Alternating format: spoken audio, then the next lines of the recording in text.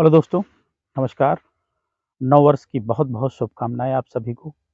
आप सभी जितने व्यूअर्स हैं हमारे जो बराबर हमें फ़ॉलो करते हैं उन सभी को तहे दिल से शुक्रिया और इस आशा करता हूँ कि इस नूतन वर्ष में आपका कल्चर और बेहतर हो पहले से और आप अपने आप को सतत इम्प्रूव कर सकें ताकि आप अपने आप को और ज़्यादा सुधार सकें इस मछली पालन के क्षेत्र में। तो दोस्तों, इस नूतन वर्ष में आपको एक बहुत ही अच्छा वीडियो आपके लिए लाया हूँ कि किस मछली के लिए कितनी प्रोटीन की आवश्यकता होती है। अगर आप मछली पालन करते हैं दोस्तों, कमर्शियल फ़ीड या कोई भी फ़ीड, होम फ़ीड जो भी आप बनाते हैं, अगर ये चीज़ें आपको पता है कि किस मछली को कितनी प्रोटीन की ज़रूरत होती है, तो आप उसका चारा भी बना सकते हैं और उसकी आवश्यकता की सही-सही पूर्ति आप कर सकते हैं।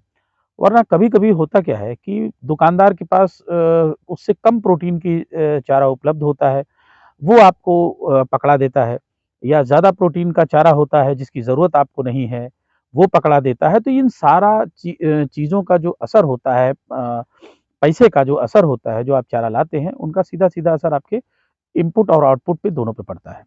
तो अगर बहुत ज़रूरी है कि अगर इसकी जानकारी अगर हो, तो आप सही समय पे इसको आप इम्प्रूव कर सकें और दुकानदारों के ठगी से आप बच सकते हैं और अननेसेसरी उस चारे को पानी में फेंकने से आप बचा सकते हैं अपने आप को।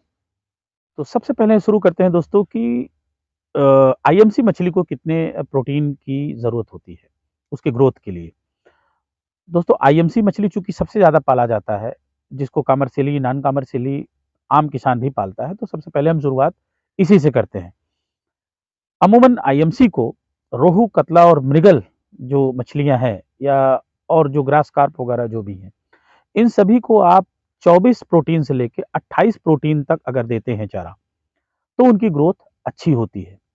24 प्रोटीन जो है ये 1 केजी के बाद ही आप दें तो ज़्यादा अच्छा रहेगा। शुरुआती दौर में अगर 26-28 की प्रोटीन परसेंटेज अगर उनको मिल जाए, तो वो उनके लिए बहुत अच्छा ग्रोथ का ज़रूरत होता है।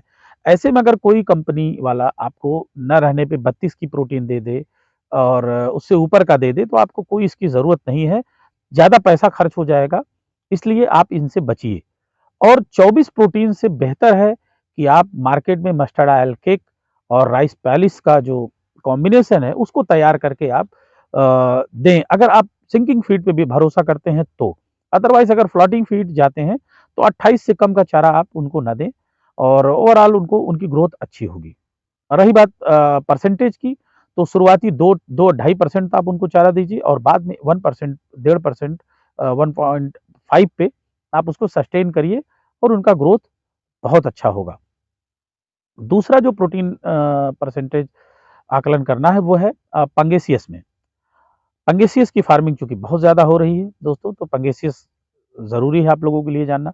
पंगेसियस की फार्मिंग शुरुआती दौर में जब आप सीड कल्चर करते हैं दोस्तों, तो आप उसे 32 से कम का प्रोटीन नहीं दीजिए या उससे ज़्यादा भी हो जाए तो कोई फ़र्क नहीं पड़ेगा। 35 का भी प्रोटीन आता है, तो आप जो है 32 से कम का प्रोटीन आप ना दीजिए। दाने का जो माप है 2% 1% वो अलग विषय है। मगर जो दाने का जो प्रोटीन रेशियो हो, वो 32 हो और फैट कोशिश कीजिए कि अगर सीड रेयरिंग कर रहे हैं आप, तो 5 या 6 का फैट हो तो बहुत अच्छा ग्रोथ आएगा। इस चीज़ का आपको ध्यान रखना है और आपको नॉन-वेज चारे पे ज़्यादा फ़ोकस करना है। अगर वेज प्रोटीन का चारा है तो आप उसे अवॉइड कीजिए कैटफ़िशेज़ में, क्योंकि पंगेसियस जो है आपका कैटफ़िश नेचर की मछली है।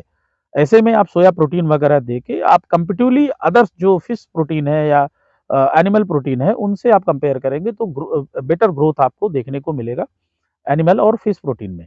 इसलिए 32 प्लस चारा दीजिए सीड में।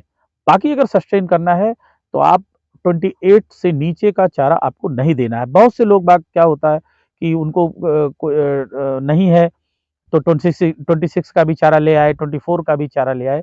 वो देने से अच्छा है आप सरसों की खली ऐसे ही फेंक दीजिए जो है पानी में भिगा के, वो खा लेंगे। उतना प्रोटीन उनको उनसे मिल जाएगा, मगर आप 24% की प्रोटीन का मार्केट पे भरोसा बिल्कुल मत करिए। आप इससे अच्छा होममेड अपना दीजिए।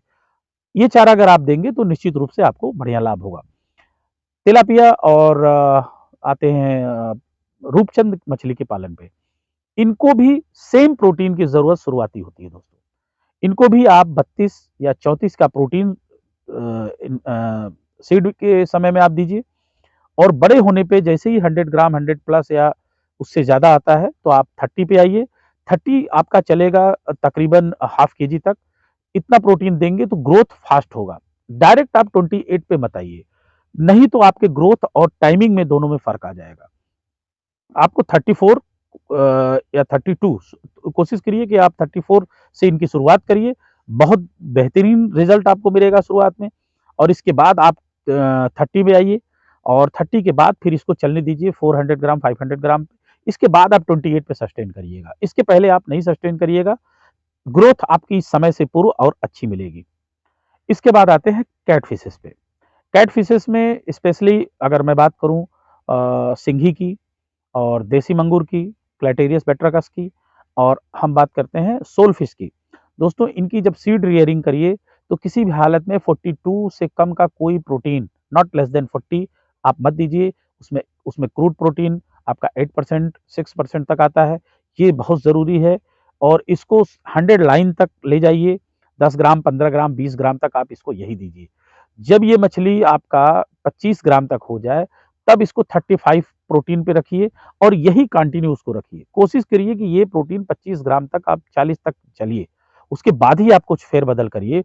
ग्रोथ सही समय पे मिलेगा, वेट उनका बिल्कुल नहीं टूटेगा, और शाइनिंग भी बहुत अच्छी आएगी।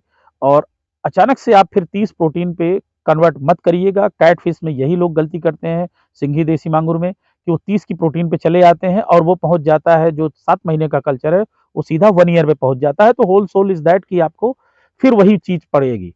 तो कम समय में ज़्यादा ग्रोथ लीजिए और उनको उतनी प्रोटीन दीजिए। और सारी जो थेरेपी है चारे की वो देने से दीजिए, मगर आप अपने तालाब का जो एटमॉस्फेयर है वो बराबर रखिए, उसमें प्रोबायोटिक्स वगैरह का बराबर प्रयोग करिए, ताकि फूड कन्वर्जन रेशियो एफसीआर आपका बराबर आए, सस्टेन। सारा चारा सब कुछ आप परफेक्ट कर रहे हैं, प्रोटीन रेशियो आपकी बराबर जा रही है। बायोमास पे बहुत असर पड़ता है अगर आपका तालाब सही नहीं है। तो पीएच और आपका प्रोबायोटिक का प्रयोग बराबर आप देखते रहिए। पीएच आप मेंटेन करिए और प्रोबायोटिक्स का प्रयोग करते रहिए, ताकि उनका बायोमास कन्वर्जन लगातार कंटिन्यू एक तरीके से चलता रहे। ठीक है दोस्तों? तो सही प्रोटीन के चुनाव के लिए चारे का ज़रूरत आपको है, और अगर आप ऐसा नहीं करते हैं तो आपके जेब पे ज़्यादा असर पड़ेगा, और समय आपका ज़्यादा जाएगा, और ओवरऑल आप देखेंगे कि फिर आपका सब अस्त-व्यस्त हो जाएगा। इसलिए कितना प्रोटीन किस मछली को ज़रूरत है, ये जानना बहुत ज़रूरी होता है। मैंने बीच में ग्रास कार्प और मछलियों की बात की थी। तो दोस्तों आप सोच रहे होंगे कि उनको कितनी परसेंट प्रोटीन मिलती होगी घास पत्ती से। दोस्तों जितने भी पत्ती खाने वाले या लीफ या जो भी वेजिटेबल्स होते हैं, उनमें प्रोटीन कन्वर्जन की क्षमता होती है। वो प्लांट प्रोटीन से सीधे-सीधे प्रोटीन में वो चेंज कर लेते हैं। वो चाहे बकरी हो, वो चाहे कोई भी रूमेंट्स हो, या चाहे मछली हो। वो प्लांट प्रोटीन से एक्सट्रैक्ट करके सीधा-सीधा वो अपना प्रोटीन वो कन्वर्ट कर लेते हैं। तो उतना प्रोटीन उनको मिल जाता है। वो अजोला है, वो डकवीट्स वगैरह है, या जो एक्वाटिक प्लांट्स वगैरह हैं, उनमें भी बहुत प्रोटीन होता है। वो आपके चारे से ज़्यादा प्रोटीन होता है। आप ये चीज़ सोच नहीं पाएँगे कि कितनी प्रोटीन होती है। जितना प्रोटीन इंसेक्ट में होता है, उतना प्रोटीन आप 40% प्रोटीन का जो चारा खरीदते हैं ₹100 किलो, उसमें होता है। तभी तो इतना ग्रोथ नेचुरल, आप किसी तालाब में नेचुरल मछलियाँ हैं, आप देखिए उनमें अगर पर्याप्त जो है इंसेक्ट वगैरह सब कुछ है, अच्छा पानी है, आप देखिए बहुत तेज़ ग्रोथ करता है। तो ये चीज़ें पे आप ध्यान देंगे तो सब कुछ आप समझ जाएँगे जो इकोसिस्टम है। इकोसिस्टम के आगे हम बौने हैं, मगर हम जो दे सकते हैं, वो बेहतर कर सकते हैं। ये चीज़ें हमें ज़्यादा जानने की ज़रूरत है। ठीक है दोस्तों, नेक्स्ट वीडियो में फिर मिलते हैं। Thank you.